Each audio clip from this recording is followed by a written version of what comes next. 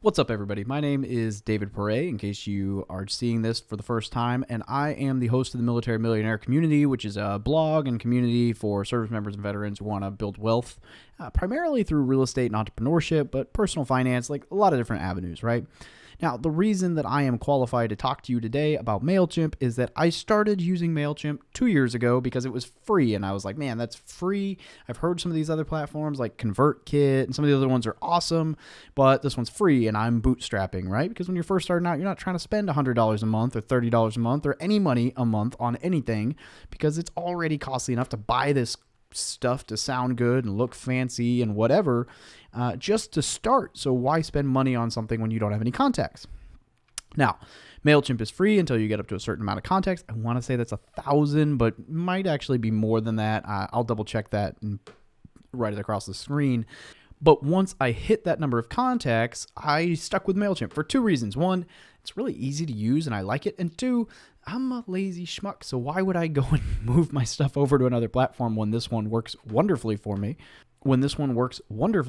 I haven't had any issues. I've got no complaints, and it's really still quite affordable, right? So what I want to do today is I kind of want to talk to you about why I'm using MailChimp still in 2021 and how to use MailChimp. So I'm going to walk you through real quickly how to add people to your contacts, how to look at your list, how to do tags, and just some basic stuff that you can utilize with MailChimp to help you out.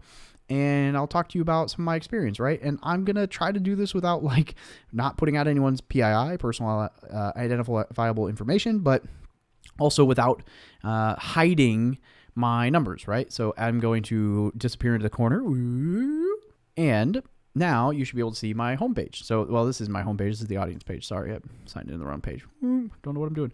All right, so welcome back, David. So you'll see here, right? So, look. Today I had 14 unsubscribed this week. Oh my goodness, that would have bothered me at one point in time, but that's what I get. I sent out Black Friday deal offering people 50% off my course, and they're like, oh my God, I gotta unsubscribe from this guy. Oh, why would he give us 50% off his course? It's already less than $100. What an asshole for being so cheap to teach us everything he knows.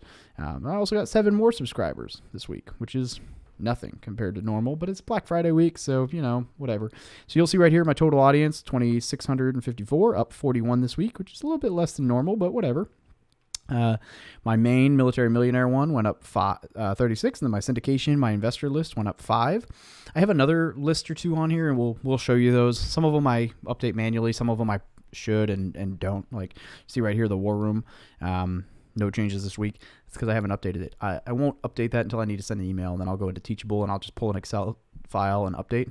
So right now I have 68 contacts on there. It should be closer to 70, 75 members in the War Room Mastermind or whatever, because we did add a few more this week, and it's growing steadily. But like I said, unless I need to send an email from there instead of from the Teachable platform, I won't update that. And then when I do, I'll just pull the Excel from Teachable and drop it over there. The syndication list also has a lot of my podcast guests because I can prove substantial relationship. And that says syndication. It's really just investor. I have private money investors on there. I have people who would buy wholesale deals from me, and they're kind of tagged differently. And I'll show you that in a minute. And I really do need to add the rest of my podcast guests to this because there's several people who probably should be on this list that I haven't put on there yet. And I'm probably missing out on some opportunity. So yeah, that's my total audience breakdown. Here's my, so I just sent out, a weekly update. I need to send another one of those. Oh, I don't use this as well as I should or as frequently. And then my Black Friday email number 2 went out today with only 13.4% opens. But hey, 3 sales today. Woo! So I say 3 sales today. 3 people got a huge discount on an already affordable course. So super cool. So that's just kind of what it shows you when you first log on. Welcome back, David. That's me. So that'll say your name, because I'm supposed to tell you everything about this platform, so that just in case you missed that.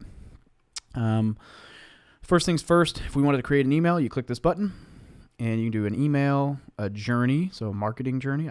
That's a new one. I haven't used that actually. So might have to check that out. Email template, multi-channel design, landing page. So you can actually create landing pages here. So for me, I have one set up for my urgent and important matrix. People can go to the landing page and then they can subscribe to my email there, and it'll direct them to where they can download that. You can do surveys. You can run advertisements. So you can do this from here to create ads. You can do social posts, so you can actually share your emails socially. You can create sign-up forms, but I use opt-in Monster for that. Manage your contacts, or add new contacts by uploading a spreadsheet, image, postcards, like all kinds of options, right? But let's say we just want to go email. You can create whatever your campaign name is. You can do a regular, an automated, a plain text, or an A/B, but I don't really want to create one just to show you. So I'm going to go email template, and I'll just show you this. Same concept, right? So it normally, I guess this is me. It's going to have me create it anyway, right? So let's just say we're doing this one. And yeah, it pops up, and you can just go in here and you can, you type in, I'm a effing bad whatever. You can type in your words. You can drop an image. You can upload images right here. I'm not going to waste a ton of time on this. You go in here. You can update all your social. You can add YouTube, whatever. You can change this to make it as fancy, as schmancy as you want, and then you can save and close, and you can set it up as a template, right? And I'll show you what that would look like. So if you go to campaigns, you can see these are all my campaigns, and you can dig through all your data. So I have a podcast update. I can probably just delete that one. So I sent out my first weekly update. I had 320 opens, which is 14.8% and 11 clicks. And these are really not great percentages. I'm not the best copywriter in the world, but also this is just a weekly update, right? Those always get less hits. Black Friday, same thing, 14 clicks. The first one, 15 clicks. And then I have Black Friday number 3 scheduled for Monday the 30th. So perhaps more people will be offended that I'm offering them a discount and they will leave. I don't know. I did some stuff for Bigger Pockets for a little bit. So you can see, email campaigns, whatever. You can see the ongoing ones here. All right. So an example here would be the onboarding series, which has 6,270 opens, 34.8%, 841 clicks. There's 5 or 6 emails in there. And so you can open this. You can go to view report, see subscribers who have completed all the way through, email sent, 18,000. Click rate 4.7%. You can see all the data here. So monthly performance, right? And it really just varies based on number of people. Wow, that's a lot of emails sent in September. Look at that.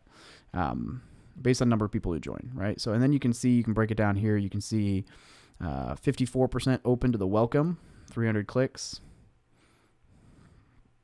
That's my number one. And there's actually 9 emails in the sequence. So I have a welcome to the community, question that I asked them, building a team, building your community. Like that's, getting subscribed to my YouTube and stuff. Additional resources to plug in now that we've gotten to know each other. And this is kind of not an ad for, I think it's like a 50% off for my course. The one-time offer when you get this email, 30 days after subscribed. And then 6 weeks after the last one, I have, this is 3 emails. So 6 weeks, 1 day, 1 hour. And it's basically like it signs people up for a webinar for Carrot, because I really like Carrot as a platform for, in fact, I got a lead today. I'm going to call back in a minute to see about buying their house. I really like that website. I mean, that website's been up for less than 3 months and I'm getting leads. So pretty sweet to rank on Google for that. So I believe in it. So I push it every now and then. So yeah, that's my automated sequence all the way through that stuff. And yeah, that's basics. Oh, look, reports overall. And you can see, we already talked through that. Never mind. I don't really do anything through the automations, but you can do customer journey, transactional email, retargeting ads, postcards. This is all kind of new, but there's a lot of stuff you can do in here for those of you who are better at marketing than I am. You can actually build out a website, like a website for your MailChimp. I've had 3 visitors and 0 subscribers. So it's obviously, I don't share this. It's been built since January. This isn't my main thing, but it's there. I just use it as a way to get a backlink back to my website. That's the only reason I even set it up. You got a content studio here. You got creative assistant, files, products, GIFs, Instagrammy, integrations here. So I'm integrated on Facebook, Twitter. You can do SurveyMonkey, WooCommerce. You can set up all these different integrations. Canva's pretty cool. That's who I use for a lot of my graphic stuff. But the one that you guys all care about, audience, right? So inside we'll do the Military to Millionaire one. I got 146 new contacts since the 28th or in the last month. 145 subscribed, 1 non-subscribed. And this tells you, so API generic. So that's that's probably mostly, API is like the website. That's people coming in from like Opt-in Monster and stuff. So that obviously worth having Opt-in Monster, in my opinion. 27% admin ad. The admin ad is me adding people as they join the Facebook group who put in their email list and ask to be on my list. First term wealth landing page. So 8%. So that's coming through people getting my free ebook through the website. And then we got my prioritization matrix. That's that urgent important matrix that I mentioned to you. Property manager, the interview questions for my people who want to hire a property manager. MailChimp through WooCommerce. This is people signing up as they get a t-shirt or merchandise through our shop. And then this is landing page. I don't actually remember which landing page this is, but just an idea of how stuff breaks out. People that I have tagged over the last month is substantial relationship. Those are people going into my investor stuff. VA loan, coaching course. These are the different tags that I have. Top locations, Oceanside, New York, and Atlanta. I don't know why Atlanta. Oceanside, I live there. That makes sense. New York's big. That makes sense. Email marketing and engagement, right? So my percentage of subscribers who are highly engaged and often opening is 53%, which is good. 19% sometimes, 21% are rare. So I should up those, but whatever. So that's my basic overview, manage audience. So then I can go in, you want to add a subscriber. So this is what I do whenever someone says they want to be added via Facebook. You type in their email address, and I'm actually added to this on 2 or 3 of my email lists so that I can see when one of my emails go out, make sure it looks good, make sure I didn't mess anything up. So that if I did, I can resend. I just do email, first name, last name. I don't mess with any of this stuff. It might matter to you. It doesn't matter to me.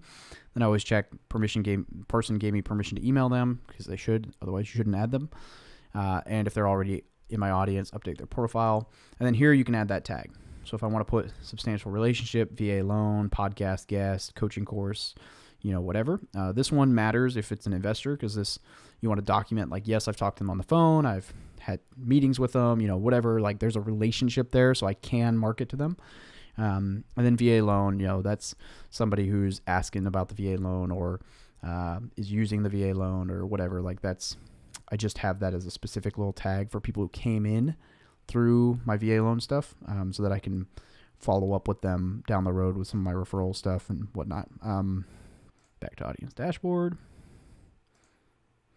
So we can import contacts via an Excel document. That's what I was talking about earlier, where with Teachable, I can pull all the students from the mastermind and I can upload it here and it'll import all the new ones on top. Like it'll leave the ones that are there, but it'll import the other ones on top of that. And then that way, you can update your list easier. Sign up forms, you can send these out or put them on your website so people can sign up. But as I mentioned, I use Opt-in Monster. I really should become an affiliate for that. If I do, there'll be a link in the description. If not, I don't know, tell them you should make Military Millionaire affiliate so that you can get a discount when you sign up through me, but whatever. You can do surveys for your audience. I should probably do some more of those. Inbox. I've never clicked this before. Look at this, my inbox. Oh, nothing. I guess you could use that instead of having it go to your own email, but I have it go to my own email. Settings, audiences. So let's see, settings. You can change all the different stuff for your email, settings. It's exciting. These are my audiences, and this shows you. So 63%. So the war room actually opens stuff because most of my emails are like new Zoom calls, new stuff like that. Syndication is pretty high because I'm offering investor opportunities, right? And whatever. And then this one, a little bit lower, but this one's kind of encapsulates everything. I say a little bit lower percentage-wise, but 27% of 2,400 is a lot more people than these two lists combined. So, it is what it is. Manage contacts.